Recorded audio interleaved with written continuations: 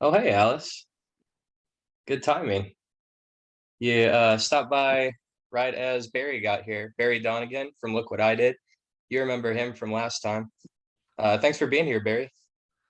Why, thank you for inviting me and having me once again. Absolutely. You're always welcome at this table.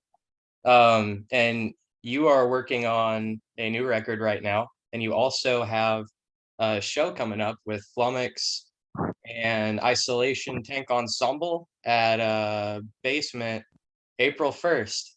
And it's not a joke. It's not an April Fool's joke, It from is what I not understand. an April Fool's, which is an unfortunate coincidence because we did have to cancel our last show, which was a 20th anniversary show. So it might look like this is like another, it's not good timing for April Fool's to be the next show, but you know what I'm saying? We're doing this. But But it's really happening, Alice. So don't be late. It's a very important date. So yeah, that's exciting. Yeah. The what record number will this be like for you guys when it is released? I want to say six. I think Okay. it's number six. I mean, one was an EP, but there was a rock opera in there. So I think rock opera plus an EP equals two albums, right? And Yeah. I mean, well, rock opera is like a concept album. You say that's an album. I'd count that as an album. it just had so many lyrics and it was so long. Right. And I So want to 1.5 albums. there you go. Hey, it's an extended play, like an extended play should be. And we include a playbill and like it has staging. You can make it into an actual production. Most Hey, people's rock operas are just songs with a theme. We took it that little extra mile. You know what I'm saying? hey, you're gonna do it, you're gonna do it. I mean, that's Yeah, the if you do it philosophy. correctly. Otherwise, why in the hell did you do Right. it? Yeah.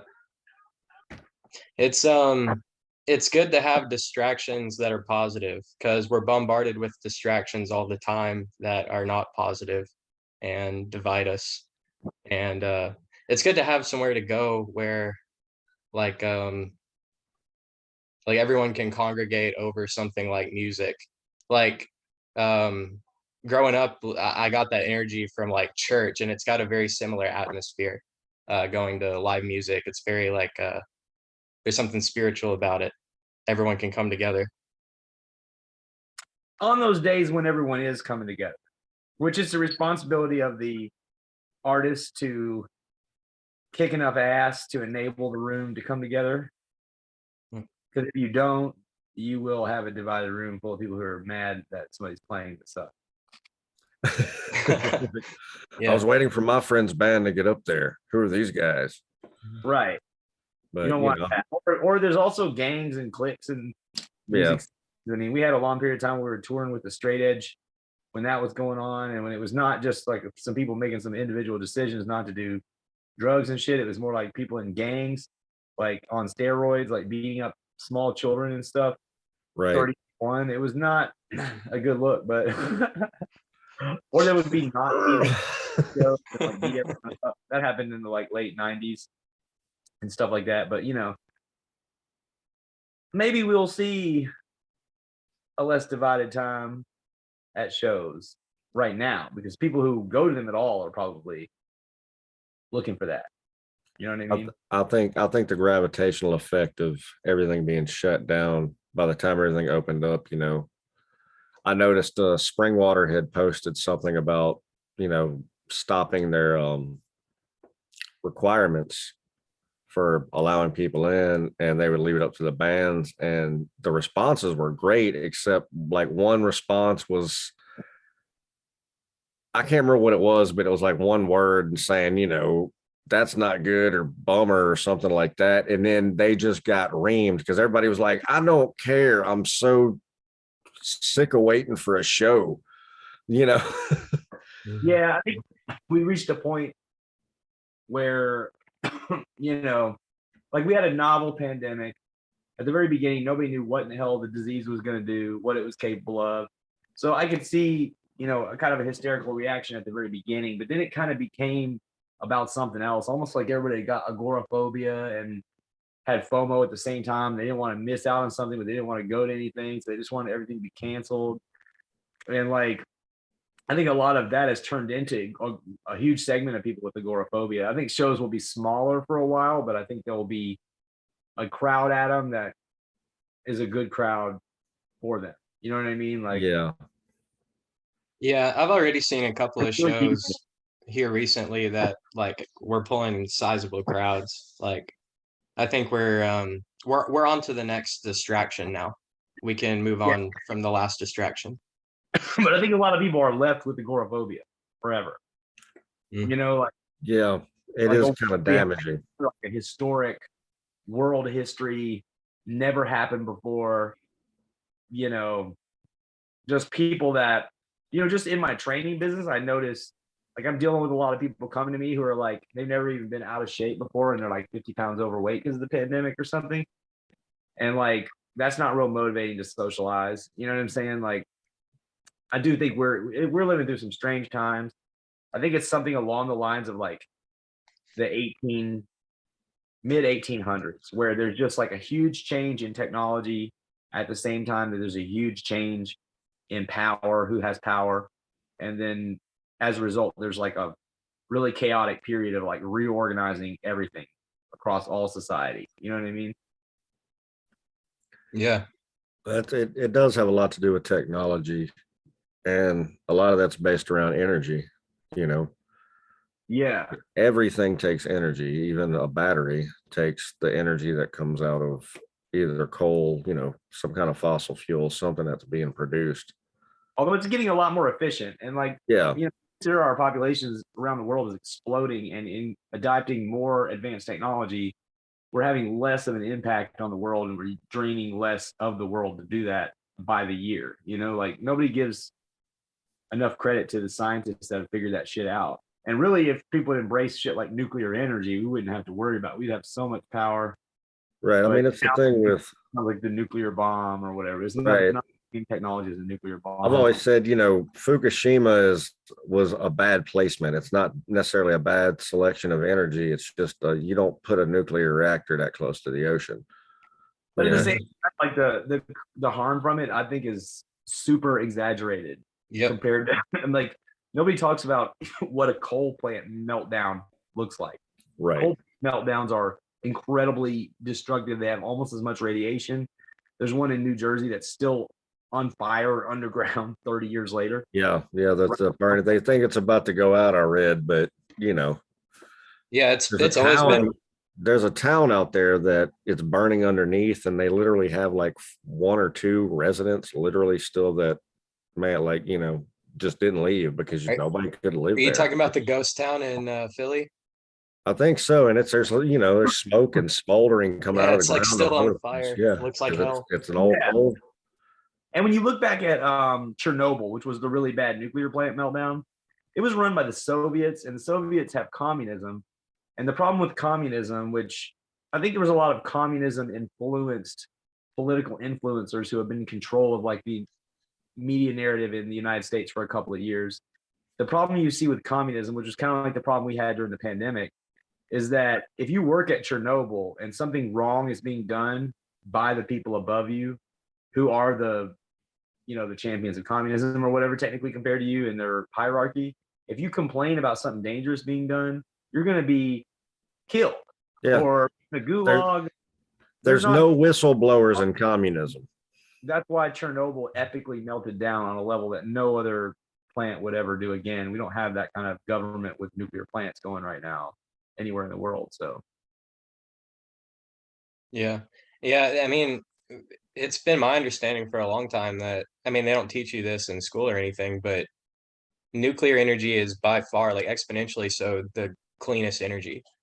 yeah, there's very little waste, and it's just exponential. Like you're taking atoms and you're turning it into enormous volumes of energy.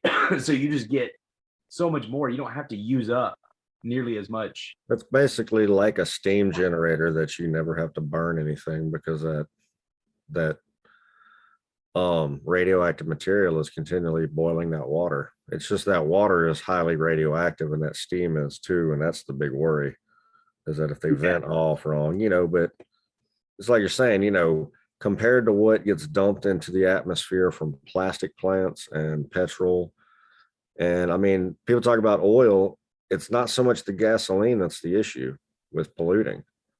It's the manufacturing of everything out of petroleum. You know, if we could get off of petroleum based materials, running petroleum based gasoline wouldn't be a problem.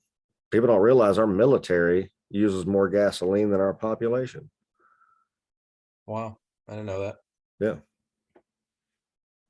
That's a lot. They keep a lot of big vehicles, Yep. you know, and they have a lot more. It's odd. We have over 800,000 people, did you know, in the United States with special clearance for national security purposes that work for the government. I That's a didn't know that lot. either. I mean, Wow. it's just insane. Like, that's how many people have like information they're allowed to know. Now, they may not all be allowed to know the same information. Mhm. They're allowed to know certain secret information, and like there's that much of it going on. I mean, that's one problem I think the Trump presidency really exposed, is that we have the deep state. You know, that's legit. The problem is you have appointees that have been appointed by like 8 presidents ago, and nobody even knows that they're even working there, and they have enormous power.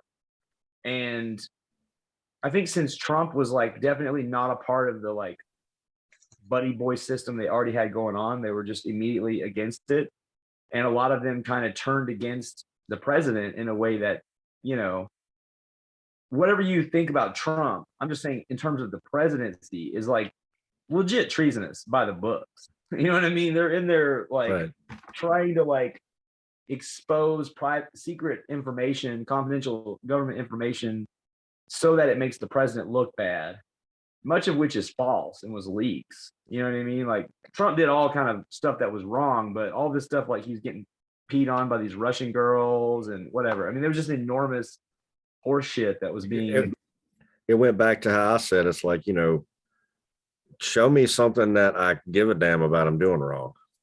Yeah, it's like no one, like, why does anyone give a fuck that Bill Clinton got his dick sucked? That's totally just a propaganda campaign to keep stories away from the fucking child trafficking and shit like that. Yeah, I'm more worried about him letting China in the World Trade Organization, but they don't talk about that. Or the bombing campaign. Did you ever see that old Ron Paul video where they asked him about Monica Lewinsky when it was happening, right? Because he was in Congress. I don't think so. Mm-mm. If you put it in context of like 9/11 and where he was right before 9/11, he basically predicted 9/11 in the actual question. But they said, would you support the impeachment proceedings? And he said, I don't support. He's like, I don't care about the Monica Lewinsky scandal, but in light of the bombing campaign on Iraq without congressional approval, and the sanctions on Iraq, which are going to provoke a terrorist attack against the United States, I do support articles of impeachment with low enthusiasm because they're not about what I want them to be about. You know what I mean? That was what his answer was. Right. And then immediately, that was what Osama bin Laden cited as his grievance when he performed the 9/11 attack. I mean, Ron Paul called it in advance. We could have just not had that even happen. We listened then and been like, why are we bombing Iraq again in 1999? Like, what's the point of this? You know, they weren't, this was like not We had to spread democracy. but we had already been at war with them and like won it, and it was over.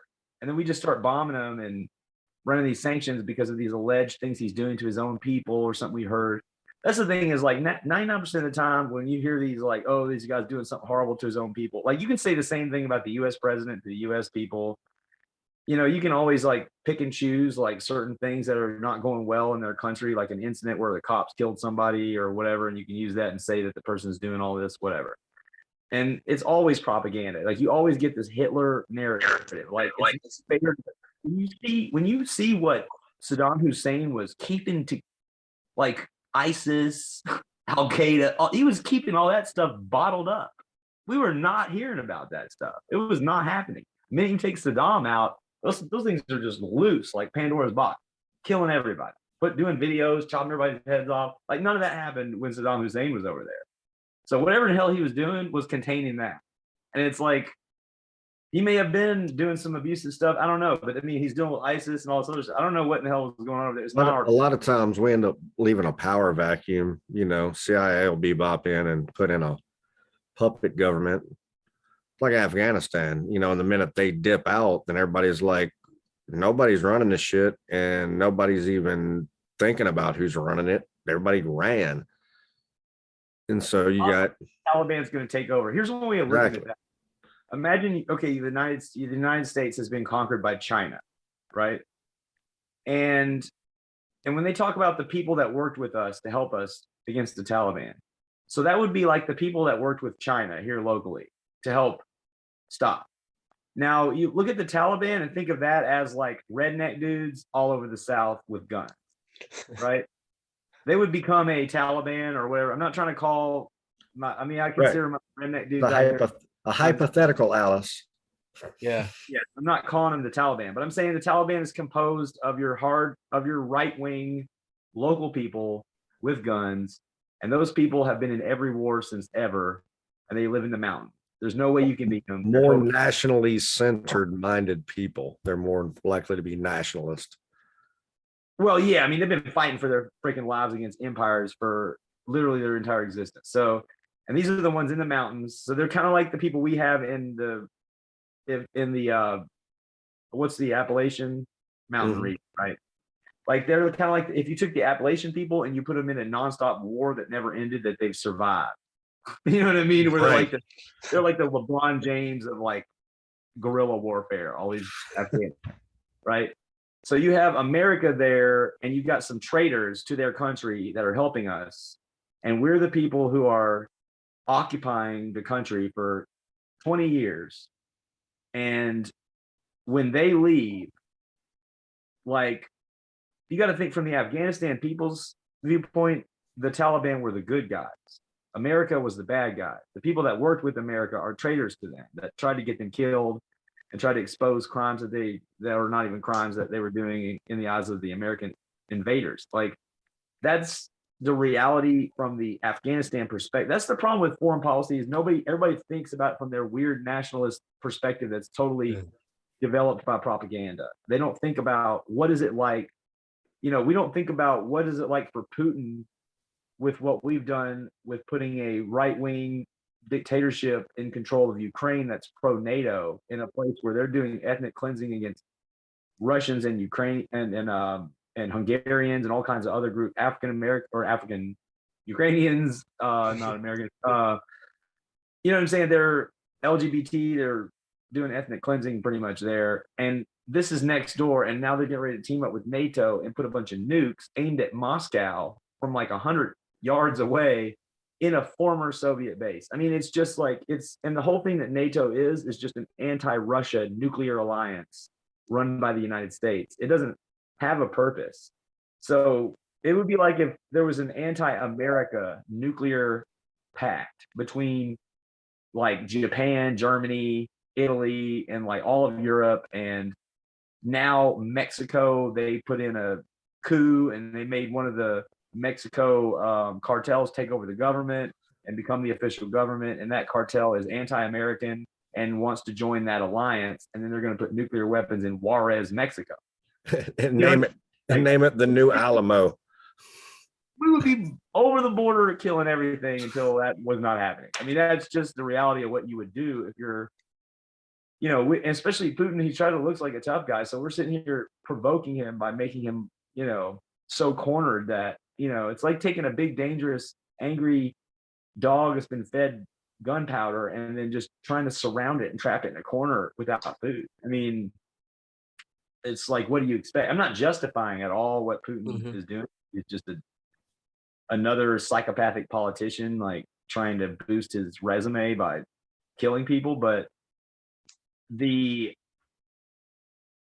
smart foreign policy, honestly, I think what Trump was aiming to do, which was to get rid of NATO and to normalize relations with Russia, would have prevented this. And if Ukraine were allowed to go back, it's funny that whole thing they tried to go after Trump on, which was like that phone call with the Ukrainian president. It's because Biden and his son have been getting paid off and have been, through foreign policy with the CIA overthrowing that Ukrainian elected government in 2014 through a coup. Like that legitimately was a form of corruption that was happening. Hunter Biden was getting paid off by Burisma, that Ukrainian oil company, in exchange for special favors through Biden. I mean, it was something that needed to be investigated as a crime. And the fact that Biden just happened to be running for president, according to the media, even though he hadn't announced yet, was definitely not interfering in an election. That's such a vague way of like coming to that conclusion, but it was like rhetorically called that. And through calling it that, it got the credibility of being considered that by the media. And it became sort of a true fact in the mind of everyone. Like, I'm not a big Trump, there's a lot of Trump policies I don't agree with, but his foreign policy in general, most of the time I agreed with. I mean, it was great. It was the best we've had in 40, 50 years. I think that's the main stuff they're dragging him through the mud about, I think he was a nationalist, among other things. I think he actually cared about the country. Like you said, I don't. Ways that sucks too, like the border stuff, like being obsessed with like, Latino people coming over the southern border. I feel like that's, if we just don't offer anything free, and if there's a job here that they're trying to work that nobody else is trying to do, like why would we prevent that? That's just insane. You know what I mean? And for them, it's awesome. They make all kind of money and they can send it back home and develop the community and whatever. But like but where it comes to the United States and the world, he's like, we're focused on the United States. We're not focused on becoming, trying to be president of the new world order or whatever anymore, and I don't really think he was interested in doing this whole like, let's go invade Vietnam and set their politics straight. Let's go invade Ukraine and like set this out. Like, stop Putin and get involved. Like, I don't really think he would have done that. Like, even if this whole Ukraine thing had happened, he wouldn't have gone about it like this exactly. It wouldn't have happened. It didn't happen during his for a reason. It's because like he was not you look at Trump, what he did on foreign policy. If I was president, I would do the same thing. You need to be personally a little bit crazy, perceived a little bit crazy by the international community, but you got to be charismatic in person. So the trick is that every country feels like he may be crazy, but personally, me and him are cool. Behind cameras, behind closed doors, we're cool. But at the same time, you got to be a little crazy and aggressive. So like you look at when Trump met Putin. Did y'all ever see the footage of him when they first shook hands? Because first of all, Trump's like 6'3", and Putin's like. There was actually a meme of it going around, and it said, "When you shake your boss's hand," and Putin, and it's funny because Trump pulled him off his body. He pulled him about a foot. Yeah, he yanked him toward him, like, "Come here, shake my hand like a man." Yeah, it was kind of bold. It was kind of bold. Not that I would think that Putin is not able to handle his own, but it's still, they know that that's the national stage. They know they're being seen, and Trump knew what he was doing with that kind of stuff. Yeah, because Trump is bigger and stronger than Putin, and he was able to like physically bully him in public.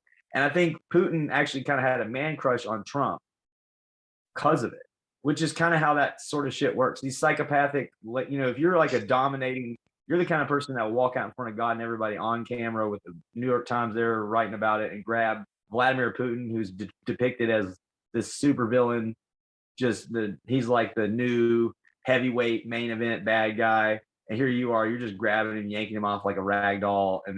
But y'all are still cool. Like he's laughing and smiling as you jerk his hand up and down. You know what I mean? Like a chump, honestly. And like that is the kind of stuff that deters conflict, because he's just thinking like, man, if just the president can do this to me, and God knows what kind of military they have with all the weapons. Russia has a big military. It's competitive with ours now. It's changed. Things have changed. We've wasted ours.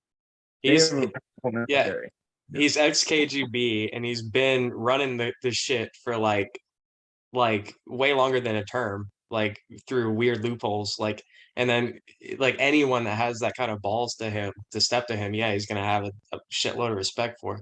That's what it Yeah, is. It's respect. And now you got Biden, who no world leader could respect him at all. he does. I don't want to be one of those, I'm not trying to like be a doctor off TV watching somebody and say diagnose him with some kind of medical condition, but something is super wrong. Like he used to be a really good speaker and very confident and very dominating, honestly. Like Biden would actually have been like 20 years ago, Biden would probably be literally trying to actually fist fight Putin, and they'd have to hold him back and stuff because he's just like, he's ex-military and he's kind of a tough guy and kind of not bright. So he's always been sort of emotional and used his tough guy. I'm a truck driver from Scranton, even though he's not any of those things. You know what I mean? Like he's all him and what's his name? Corn Pop, toe to Corn toe. pop. That's what I was trying to think of. Come on, old corn pop. You know what I mean? Man. Something I never happened. thought, yeah. I never thought there would be a bigger meme of a president than Donald Trump. Like, well done. Like somehow funnier than Donald Trump. Because Donald, you know, like an ultimate meme machine, like Mhm. Trump in his Twitter days, like cranking out the memes left and right, just constantly something to talk about. And then like Biden is like, his whole existence is that. Like every time he says anything, it's just like, this is amazing. How is this not a parody?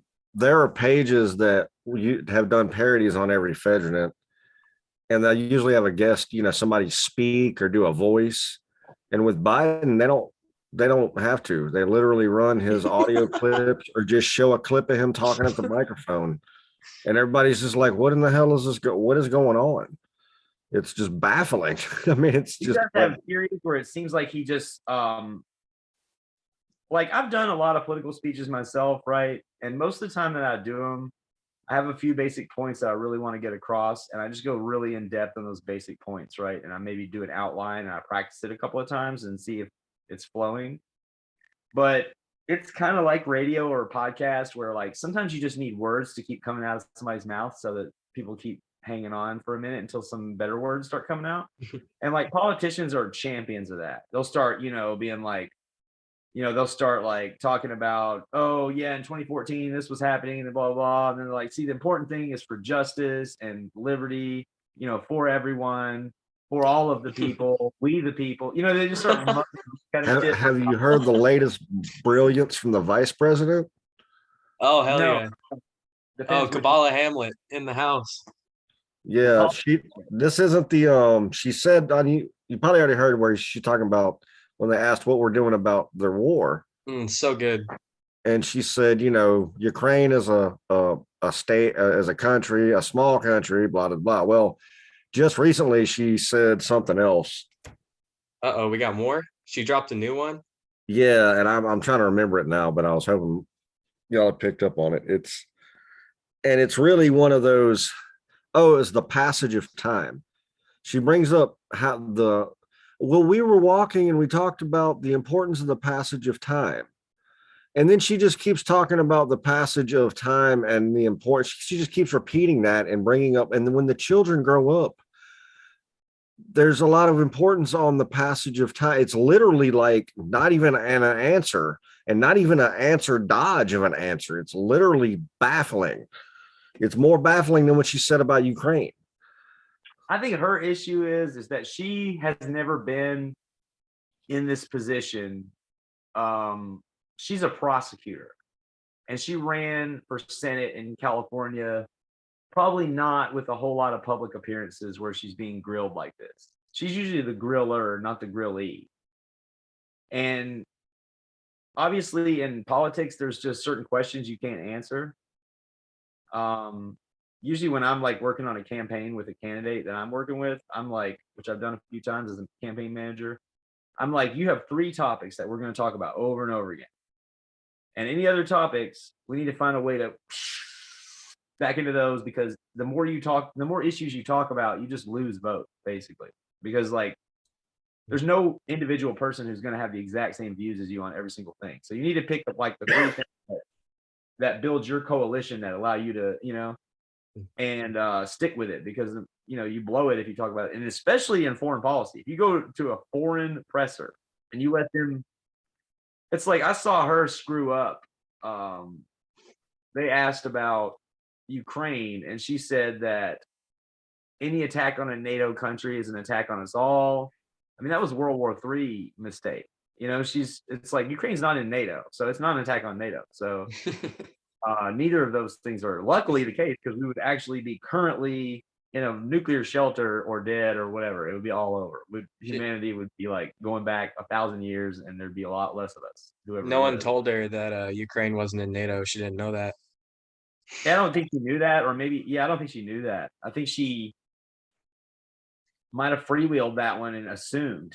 And that's a major error. That's why, like, generally on foreign policy, if you were given the job of a diplomat or something, you would have like certain key talking points, and you would not be trying to say anything other than that, because every little mistake you make in what you said is interpreted by the locals to mean really major things that could be inaccurate, or it could cause a reaction to what you said. And also, you got all these different cultures, so it's very easy to make a big mistake. So the less you say, the better, especially when you're not a trained diplomat. She's apparently blowing it, because it's very often you see her do these foreign interviews with the press. It was similar with the root causes thing with the border crisis. Like, it's already kind of weird to be going to like Colombia and Venezuela, and then complain to them about us having too many people from their country coming over the border. That's just a weird accusation. If you think about it, it doesn't make your relationship better between those countries.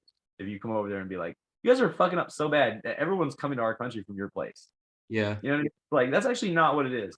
America is so awesome that people just desperately from all around the world are always trying to get here. You know what I mean? It's not new. It's not caused by a crisis.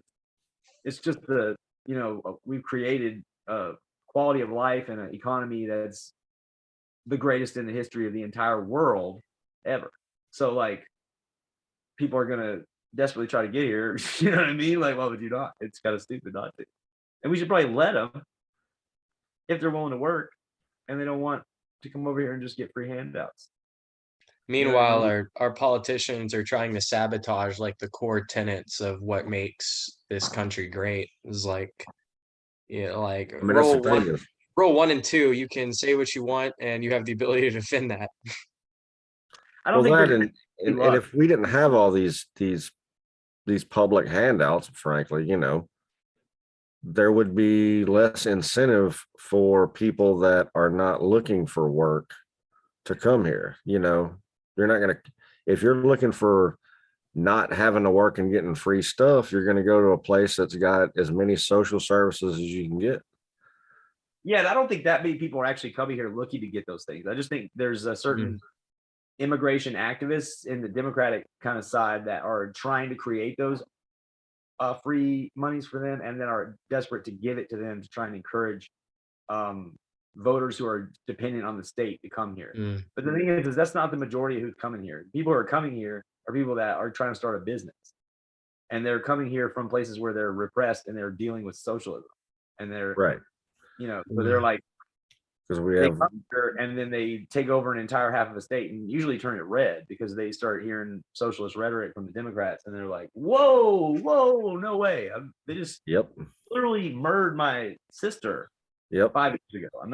I've worked with a lot of them, and it'd blow your mind how many foreigners that I knew, especially during, the campaign, how many were Trump supporters, Yeah, that's not surprising. He actually had a historically high votes among African Americans, Latinos, demographically, according to the vote, still not majorities of, we had majorities of some of the Latino votes in certain places. But I think that is because he was the cartoon business guy. And they're more for the business guy than, I mean, Trump was a caricature. He was a WWE character, and he's a WWE Hall of Famer. Keep that in mind. So he's aware of, like, Yeah. Nobody understands how to get over on crowds and how to like than wrestling. Also, no professional wrestler has ever lost a political race. Fact. And they've all That's funny. That's, political races. yep. Wow. I mean, well, he even told, I think it was Oprah that he told in the 80s or the 90s with the crowd of ladies cheering him on when he was an admitted Democrat. They were like, why don't you run for president? Because he was going off about money in politics and how it was messing with businesses, and they were like, that's that's great, you should run for president. And they all cheered him on, and he said, no, I'd never run for president, but if I did, I'd run as a Republican because they're easier to sway. And everybody forgot about that because he was a Democrat. Well, he ran as an independent in 2000. Oh, And that's right. In the Reform Party to the left of Pat Buchanan. There's an interview with him in The Advocate, which is a LGBT newspaper. And he was calling Pat Buchanan like everything that he gets called now. He was calling him a racist and a homophobe and all this kind of stuff. And then Pat Buchanan beat him in the primary. And so he took all of Pat Buchanan's kind of cultural conservative issues and absorbed them into his platform, including America First, everything. He pretty much took Pat Buchanan's platform entirely and just inserted it. Well, being a businessman, I mean, that's what that's why he wrote Art of the Deal was based off the Art of War, which they tell any businessman to read, because that teaches you it's a strategy. Business is a strategy, and campaigning is a business. And he just saw what worked and adopted it. And it worked. You know what I mean? Like, it's not necessarily rocket science, but it's obvious that he didn't really believe a lot of those things. You know what I mean? Like, especially the socially conservative stuff. Like, there's no way he believes that. And he just knew he needs the Southern Republicans, and they have that. Although I think you can talk to them without using the social conservatism. But he found that to be the obvious way, because obviously he got beat by Pat Buchanan on that, who is the master stroke of the politics of the sort of like anti-immigrant Republicans and stuff, who I think are the worst part of the party myself, honestly, but not necessarily the conservatives who want there to be an immigration policy that's followed and just doesn't care what it is as long as it's followed by the law, because they care about the law being followed for purposes of rule of law so that we don't break down into chaos. But like, there's another segment that just, I think, is afraid that like people from another country are coming to take our jobs, and they have some kind of resentment towards Latinos or something. And that group of it is the worst part of the party. Like, appeals to that shittiness, which he doesn't have to do, and that sucks. It's the way people are so charged about their politics. And I've only been around long enough to see a handful of elections, but if I assume that's the case, right? People were not as much so politically charged, say 15, 20 years ago, or even further back. I think a number of people who are politically charged, it was like people that read the newspaper were politically charged. It was way less people. Yeah. Okay. 5 years ago. And now it's like highly low information, only headline reading people are dominating the conversation. Many of whom are underage. Twitter is like underage. People forget that. You might be debating with a 15-year-old. I mean, it really just looks like religious zealotry to me. Like, it's replaced religion. That's all it is. It's fast moving propaganda with religion. That's actually one reason why the Roman Empire did not allow anyone to vote till they were 30. That's a great idea. We should instill that here. Honestly, I see the point to it, because people under 30 are so vulnerable to demagoguing, and they have so little like world experience that they fall for every politician's trick. You know what I mean? Like if you're one thing that's different, that's people like with the pandemic, like young people were really freaked out and aggressive about it. And some of the older crowds didn't take it serious enough. That's because the older crowds had lived through like 6 or 7 pandemics. You know what I mean? Like between Hong Kong flu in 1968, which actually killed, nearly as many people as COVID-19. I mean, not quite, but our population was much smaller and it targeted mainly older people, which there was very few of, but it still killed 250,000 people that year. You know what I mean? Like, we've had the swine flu pandemic not that long ago during Obama. Just numerous pandemics, and there's always been a way that it's been done, and it's not the way this one was done. So if you're like a seasoned, you're going to become suspicious of everything the government does because it's not the normal process and it's a really hysterical process.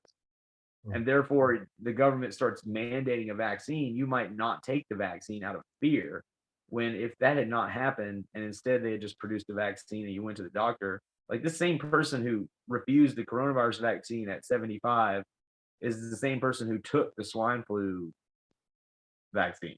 I guarantee you, because their doctor told them to, and they didn't hear so much politics about it. You know what I mean? They may have seen it mentioned in New York Times or something, but they didn't have like every douchebag on your social media like lecturing you. You weren't incentivized to do it or threatened to do it.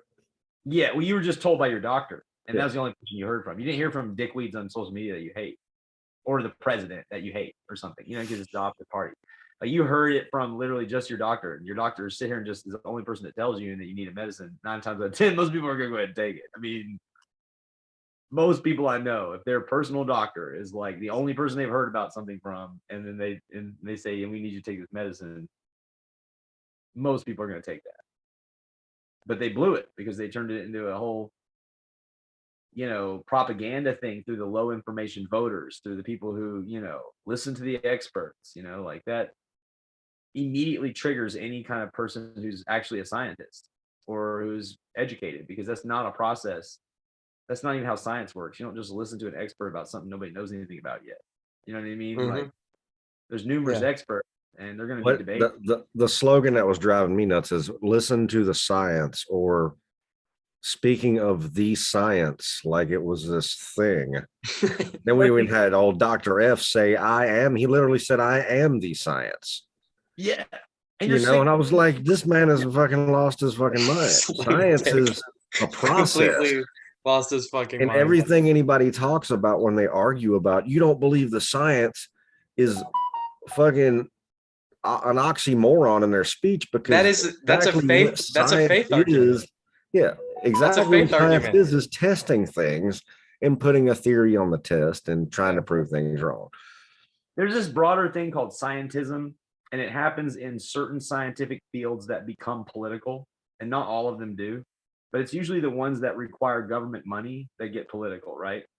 So like take climate science as an example, which there's a lot of evidence that human activity affects global carbon levels, and there's a lot of different theories about what that means. And that IPCC climate change report noted that it's probably the case that we're going to have significant climate change over the next 50 to 100 years that will change. Like, for example, a place that's currently a beach might turn into a desert, and a place that's currently a desert might turn into a beach, or something like that. And that it could have serious consequences to certain local communities. Some of them might become underwater, and some other ones might not be underwater anymore. But there is no evidence that the world's going to blow up. But the narrative that's pushed by the scientism around climate change is that the world's going to blow up in 10 to 12 years, which is constantly said all my whole life. It's been 30 years that I've heard this over and over again. The world's going to blow up. How many end of the worlds have I lived through? Yeah, AOC claimed this one. It was going to be 12 years during the first Trump presidency race, right? So we're getting real close. You know what I mean? It's like we're about I'm more inclined to believe the Aztecs, and we already passed that calendar. Yeah, we're in hell. It's the same thing. It's like a religious obsession with the end of the world. And like, it's not scientific. Now I'm all about, let's pull out the IPCC report and let's talk about like certain places. Like if you're on the edge of Key West, you may not be able to live there anymore in 50 years. You know what I mean? Think about it. It's going to be a serious thing. We can't control it, because, first of all, we don't even have control over China at all in terms of their carbon emissions. So we probably need to prepare for the reality that it's going to happen, and then try to reduce, impact in terms of like energy sources, making them more efficient, which is happening anyway. Well, and also there's a natural occurrence that's going on. I heard about in the late 90s. Geologists spoke of, as the planet every 2,000 years, it's shifting. It's going into an ice age or coming out of an ice age or going into a tropical age or coming out of a tropical age. And up until around the turn of the century, we had been coming out of an ice age, and we are now going back into a tropical age. So the earth is warming up. We do have global warming, but it is not because of us. It is naturally going to occur, and there's nothing we can do about it. It's what the earth does. And that's what gets me is nobody's bringing up the oceans. You can look at the oceans and see that they're fucked. But everybody's like the air, the sky, this, but Yeah, it's we've gotten to a point where there's just certain sciences, and I think infectious disease is one of them also, where they depend so much on government money that they've gotten into politics, and so they use scientism to get compliant followers. And it's basically a religion where there's like a priest and he issues dictates, and then if you don't believe in those dictates without evidence, you're a denier, right? Which is what a confessor from the freaking Inquisition would call somebody who doesn't accept pathology. It's a witch hunt, man. It's a witch hunt. It's a classic witch hunt, like Salem witch trials. And if like denial, you're not guilty, that means you're guilty. It's kind of like if you know what I'm saying? Blasphemer. Blasphemer. It's gotten on that point where people have to be taught better. Ironically, the scientific method and logic. Like nobody debates with logic anymore. They use the cable news insult style where you use nothing but fallacies, absolutely nothing but fallacies. It's like somebody's like, I think the tax should be $5 less, and the other person's like, well, you know what? I think you're a white nationalist. You know what I mean? Like, yeah, well, you're stupid. That's like not even relevant. And then meanwhile, it's clearly a logical fallacy, even if they were a white nationalist, if they wanted a 5% less tax, that's not relevant, to whatever that argument is. Not a, you know what I'm saying? It's like they're poorly taught to think. Folks that come out of college now, somehow. They're taught what to think, but they're not taught how to think at all. And therefore it's the lack of critical thinking. They're not taught critical thinking. They're not taught, they're taught to not question things. I mean, it's like blasphemy. Blasphemy, freedom of speech is literally the opposition to what blasphemy was, because that was when you spoke against the church, which was the ruling empire, then you'd be hung or burned or whatever the hell they did to you. It was blasphemy. And now, if we speak out against certain government policies, it might as well be, but we're socially stoned. We get rocks thrown at us, to the extent where people have been physically attacked. And I think because you made a good point, Barry. The people leading this conversation are the least informed. They're the people just taking sound bites and Facebook articles, right? And really, I think there's two ways you can combat bad ideas. You can combat them with logic and debate, but most people are unwilling to do that, especially these fundamentalists, whether they're religious or political. They're completely unwilling to engage you. Rhetoric. You know what I mean? You do logic and debate on a podcast or in a detailed, long form discussion where you're just talking and not listening to anyone else. But if you're if you want to do a long Facebook article and then just not respond to the comments, something that allows you to put all your disclaimers that are going to pre-block all the attacks they're going to throw. But otherwise you just got to use rhetoric. You know what I mean? Because it's a time of rhetoric, and low information voters who are demagogues fall for rhetoric. So that's one thing I've come to believe with politics is you have to use the tactics of the time, even if they're dirty, because if you try to be good, if the good guys always don't use the dirty tactics, then evil will always win in politics. You beat me to the point. I was going to say the other method of combating bad ideas is humiliation. Like just shame them for being bootlickers. Like, why are you all about sucking the government's dick? That's not cool, bro. Like, Well, that's a conversation people can hear. they can get away with that right now, but I think it hurts them more than it helps them. I think rather than Yeah. shaming, what you want to do is like kind of hold them accountable when they do it to you by pointing out what it is, and then put them back into the conversation somewhere logical. And then in the world of rhetoric, you have to do that simply. You know what I mean? But I think you can dismiss it real easily. Like if somebody's like, "Oh, well, you think the water bill should be $29.99, so you're a white nationalist." You know, you can be like, "Oh yeah, I'm a white nationalist because I want a water bill to be $29.99." You know what I mean? All you do is repeat that one back, and it's ridiculous. You know what I mean? Like now, if you somebody says that, and you're like, "Oh no," you know what I mean? And you start like apologizing. I mean, what the hell? It has nothing to do with anything. So you shouldn't be apologizing. You know what I mean? Like you apologize for things you legitimately did wrong. If that's not what it is, I think the woke mob is able to force apologies out of people that know they didn't do anything wrong. Yeah. In a way that is why they end up. You know what I mean? Like because like they have sketchy, shady positions. It's hard for one of them to not sound racist if they talk about race for 5 minutes, especially the white, college educated, wealthy liberals that are the ones dominating the conversation. These people are so commonly speak about African Americans, assuming so many negative things about them that are not true and unfair. I think because maybe they don't know any or something, because like it just, I see them being incredibly racist all the time. I've had some be personally racist towards family members of mine. It's just kind of like um uh a rhetorical tool that they use that's effective because everyone's desperately trying to move beyond things like racism and sexism, and they don't want to be a part of the problem. And they're really open to considering that they might be part of the problem, even when they're definitely not being a part of the problem. The other person's just manipulating them and gaslighting them, trying to get them to conform to their personal political views that have nothing to do with the issue. You know what I mean? They're not getting anyone police reform by telling you that if you don't support communism, you're a white nationalist. You know what I mean? Like communism would mean not just police having the power to unfairly search you, it would be the police like literally having the power to control whether or not you eat and everything else. And if they're systemically racist, that's the last thing in the world you'd want to do to communities that might be impacted negatively by that. Oh man. You just put that right back on them and dodge it, you know. One of those, I think it goes back to the rhetoric thing.